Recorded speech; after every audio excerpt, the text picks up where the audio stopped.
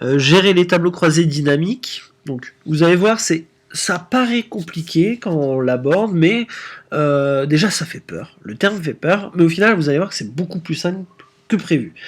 Donc, pour faire un tableau croisé dynamique, déjà, il faut un tableau de données, donc ça c'est bon, et il faut aller dans Insertion. Alors, par défaut, on peut voir ici qu'il y a tableau croisé dynamique suggéré. On va faire un premier test, et là on voit qu'il nous a présenté quelque chose. Donc, le but des tableaux croisés dynamiques, c'est de sortir de l'information rapidement. Bon, c'est souvent de l'information qui est numéraire, en fonction d'agrégats, mais nous, ça va nous permettre de pouvoir présenter des chiffres très vite. Et ça, c'est vraiment l'intérêt de cette possibilité d'utiliser les tableaux croisés dynamiques. Donc, par défaut, là, il nous a sorti donc par résidence et par type de bien.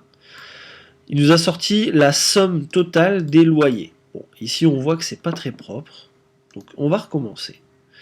Ici, je vais supprimer ma page. Hop. Donc, du coup, je vais faire insertion et puis je vais faire un petit peu à la main. Donc, on a les tableaux croisés dynamiques. Si on clique, il nous dit quel est votre tableau. Donc, c'est pour ça que c'est peut-être intéressant de mettre sous forme de tableau. Comme ça, voilà, vous avez directement votre tableau qui sera sélectionné. Vous êtes sûr que tout sera OK. Et il va nous demander de faire sur une nouvelle feuille de calcul. Pour le début, je vous conseille de faire un tableau croisé dynamique à chaque fois sur une nouvelle feuille de calcul. Quand vous êtes vraiment à l'aise, vous pouvez vous permettre d'aller sur la même feuille de calcul. On fait OK. Donc ici, il nous dit pour générer un rapport, choisissez des champs dans la liste des champs de tableau croisé dynamique. Ici, on a des champs. Si jamais on ne l'a pas, c'est souvent qu'on est cliqué à côté, et du coup, on se retrouve sans nos champs qui sont disponibles. Si jamais, vous cliquez sur cette petite image, et vous aurez vos champs de disponibles. À chaque fois, comme chaque outil du pack office, ici on voit qu'il n'y a rien, et dès qu'on est sur un élément spécial, il nous rajoute des options au menu, et c'est pas impossible que même en ayant cliqué là-dessus, et que vous ayez ça, que vous n'ayez par exemple pas cet outil-là. Donc du coup, allez sur analyse de tableau croisé dynamique et cliquez sur liste de champs. Voilà, c'est vraiment la chose importante parce que c'est grâce à ça qu'on va pouvoir travailler. Donc, on va faire un premier tableau croisé dynamique. Donc, si je dis pas de bêtises, il nous avait fait par type. Donc, je vais sélectionner mon type que je vais mettre en colonne. Donc, moi j'aime bien, c'est avoir pas spécialement énormément de données sur la longueur et plus sur la hauteur. Ça me dérange moins. Et en fonction des résidences, donc là on voit qu'on a nos résidences sur le côté et nos types de biens. Donc du coup là il nous dit ok bon ben voilà en fonction de ça maintenant qu'est-ce que je veux. Donc essayez de penser vraiment à qu'est-ce que vous voulez voir apparaître de ce côté-là et qu'est-ce que vous voulez voir apparaître en haut. Donc ici, j'ai mis résidence, j'ai mis type, et on va mettre par exemple le loyer. Et ici, on va dire, voilà, je voudrais avoir le loyer de chaque type en fonction des résidences. Ça déjà, c'est un premier type de tableau croisé dynamique. Alors, si jamais vous avez fait une erreur, vous pouvez très bien cliquer, glisser pour déposer à côté, ça va enlever.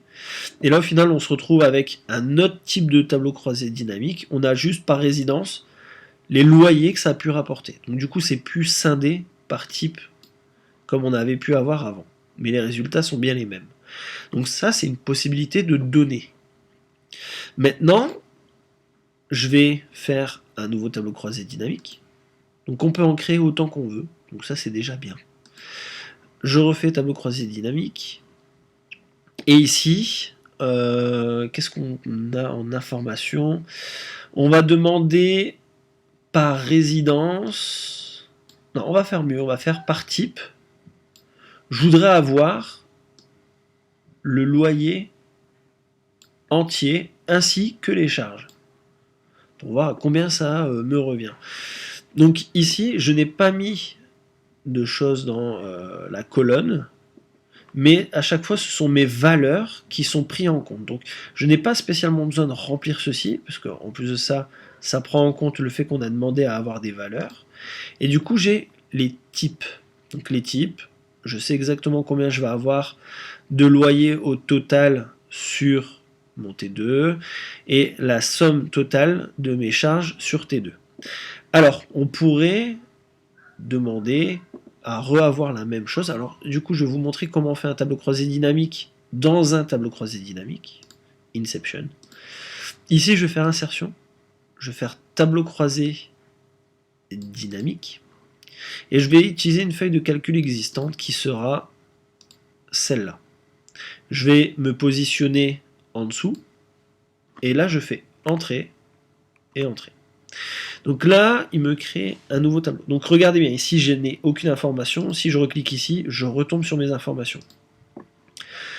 Donc je me mets là et je vais faire exactement la même chose.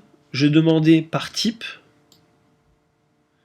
mon loyer et mes charges. Mais cette fois-ci, je peux demander quelque chose d'autre.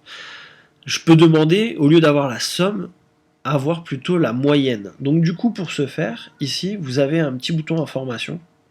Et du coup, on va voir un petit peu plus loin, grâce à ça, que on peut avoir tous les agrégats habituels. Donc on peut demander à avoir la somme, le nombre, la moyenne, le max, le minimum, le produit, le chiffre, l'écart type, enfin bref, tout ce qui peut exister. Honnêtement, les premiers peuvent servir, après le reste un peu moins. Donc du coup, on va demander cette fois-ci la moyenne pour le loyer, puis on voit que ça change le nom du champ automatiquement, donc ça c'est plutôt bien. Et le T4 doit avoir un problème. Ensuite, on va faire pareil pour les charges. Donc du coup, je vais cliquer, je vais demander la moyenne. Je fais OK.